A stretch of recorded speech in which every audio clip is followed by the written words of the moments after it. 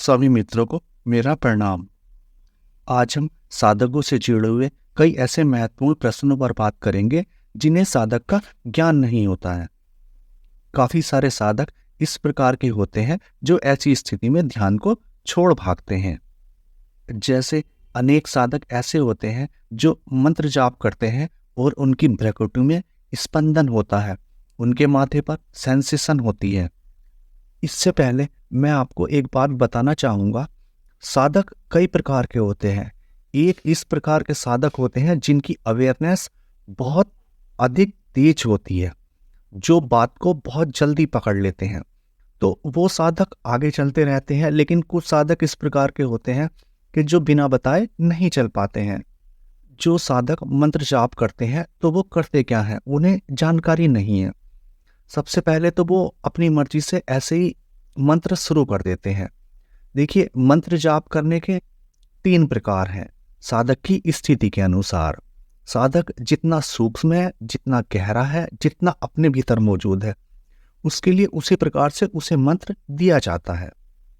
अब जो नए साधक हैं वो मंत्र जाप करते हैं, वो गलती क्या करते हैं? सबसे पहले जो भी साधक मंत्र जाप करता है वो मंत्र तो जाप करता है, लेकिन साथ साथ क्या करता है, अपने आज्ञा चक्र पर ध्यान रखता है, या मंत्र जाप करते हुए किसी और चक्र पर ध्यान रखता है। साधक इस प्रकार सोचता है कि मैं मंत्र जाप भी करूं और ध्यान भी करूं। तो मित्रों, दोनों प्रणालियां अलग हैं। मंत्र जाप की प्रणाली अलग है और ध्यान की प्रणाली अलग है। ध्यान अलग तरह से किया जाता है, मंत्र जाप अलग तरह से किया जाता है। जब साधक मंत्र जाप करता है और इस प्रकार की समस्या आती है तो वह ध्यान छोड़ देता है। उसका कारण यह है कि उसने मंत्र जाप किया। पहले तो उसे मंत्र जाप का ज्ञान नहीं है, क्योंकि पहले वाणी द्वारा, फिर मन द्वारा और फिर अचपा जाप, ये मंत्र जाप की प्रणाली है। और दूसरा, मंत्र जाप करते हुए किसी भी चीज पर, शरीर के किसी भी अंग पर, किसी भी चक्र पर ध्यान नहीं लगाना है। मंत्र जाप करते समय सिर्फ मंत्र पर ही ध्यान देना है। आप मंत्र जाप कर रहे हैं, मंत्र जाप के अलावा कोई भी प्रक्रिया नहीं करनी है। आप मंत्र जाप करते समय अपने आंखें बंद करके करते हैं या आंखें खोल के करते हैं। आप मंत्र के शब्दों को देखिए, ना कि अपने शरीर के आज्ञा चक्र पर, किसी और चक्र पर, या कोई और विधि मंत्र जाप करते समय ना करें। क्योंकि मंत्र जाप करते समय ऐसा होता है, आप मंत्र जाप कर रहे हैं, आपने अपने भीतर की शक्ति को छेड़ा। मंत्र जाप करते समय जो आपकी कुंडलिनी में शक्ति संरक्षित है, पहले मंत्र जाप से आपने उसे छेड़ा, वहां से ऊर्जा उठनी शुरू हुई। दूसरा, आपने किसी और चक्र पर ध्यान किया, आपने आज्ञा चक्र पर ध्यान किया, वहां पर संवेदनशीलता हुई, वहां से शक्ति उठनी शुरू हुई, उस चक्र ने अपना काम करना शुरू कर दिया। अब 2 शक्ति हो गई। और तीसरा, आप एक मंत्र जाप कर रहे हैं, तो आपके लगातार सतत मंत्र जाप करने से आपके पास एक शक्ति का वर्तुल बनता है। तो इस प्रकार से 3 जगह से शक्तियों का उठना शुरू हो जाता है। अब नया साधक इस योग्य तो है नहीं कि वह इतनी शक्ति को संभाल सके, तो अब उसके सामने समस्याएं आ जाती हैं, तो वह ध्यान छोड़ के भाग जाता है, क्योंकि वह नहीं संभाल पाता है इतनी शक्तियों को।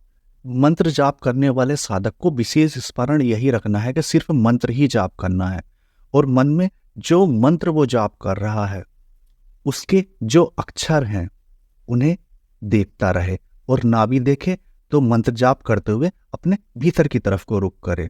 क्योंकि अगर वो ज्यादा जगह छेड़ेगा तो उसे समस्या आएगी। अब ये तो वही बात हो गई कि आप शहद तोड़ने के लिए जा रहे हैं और आपने मधुमक्खी के छत्ते को भी छेड़ दिया और ततैयों के छत्ते को भी छेड़ दिया, तो अब आपके सामने दोनों तरह से समस्या खड़ी हो जाएगी। इसलिए जो मैं मंत्र जाप करने वाले साधक को समझाना चाहता हूं, वह आप समझने की कोशिश कीजिए। एक मार्ग मंजिल खोल देता है, 4 मार्ग से कहीं नहीं पहुंचते हैं, वापिस वहीं आ जाते हैं। मंत्र जाप से भीतर शक्ति उठनी शुरू होती है, भीतर से बदलाव होने शुरू होते हैं। तो जो भी नया साधक है वो भीतर के बदलाव से घबरा जाता है, क्योंकि पहली बार में कष्टदायक हैं। आप